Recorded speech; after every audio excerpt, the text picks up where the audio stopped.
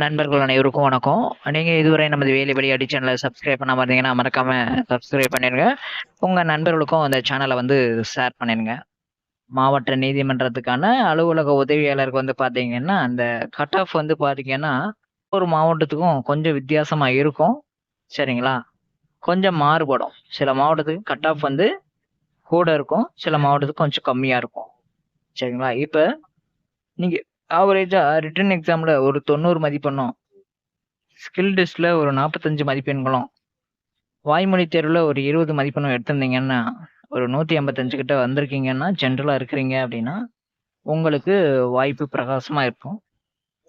அதுக்கடுத்து பார்த்தீங்கன்னா, நீங்க ஒரு 89 மதிப்பெண்ணும், ஸ்கில்லுல ஒரு 35 மதிப்பெண்ணும், வாய்மொழி தேர்வுல ஒரு 22 மதிப்பெண்ணும் எடுத்து 146 கிட்ட எடுத்திருக்கீங்க அப்படின்னாலும், சில மாவட்டங்கள்ல உங்களுக்கு வாய்ப்பு பிரகாசமா இருக்குது. அதுக்கடுத்து பார்த்தீங்க அப்படின்னா, ப்ரியாரிட்டின்னு சொல்லுவாங்க. ஏதாவது ஒரு ப்ரியாரிட்டி கொடுத்துருப்பீங்க. நீங்க ரிட்டன் எக்ஸாம்ல ஒரு 81, ஸ்கில் டெஸ்ட்ல ஒரு 45, வாய்மொழி தேர்வுல ஒரு 16, 17, 16, 17, 15 கூட வச்சுக்கோங்க.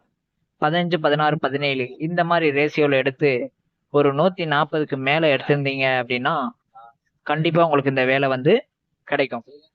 அப்ப இந்த அலுவலக உதவியாளரை பொறுத்தவரை நீங்க ஆவரேஜா 12 மார்க் எடுத்து கூட இந்த 140க்கு மேல போகுது, 145க்கு மேல போகுது அப்படின்னா, அதாவது ரிட்டன் எக்ஸாம்லயும் ஸ்கில் டெஸ்ட்லயும் நீங்க மார்க் ஓரளவு ஸ்கோர் பண்ணி, சரிங்களா? இந்த இடத்துல உங்களுக்கு ஒரு 12 மார்க் வருது, அப்படி ஈக்குவல் ஆகி வருது அப்படின்னாலும், உங்களுக்கு எப்படின்னாலும் இந்த மார்க் வந்துரும்.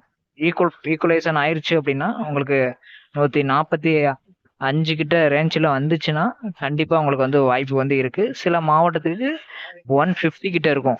சில மாவட்டம் ஏன்னா உங்களுடைய போட்டியாளர் உங்களோட மதிப்பெண் அதிகமா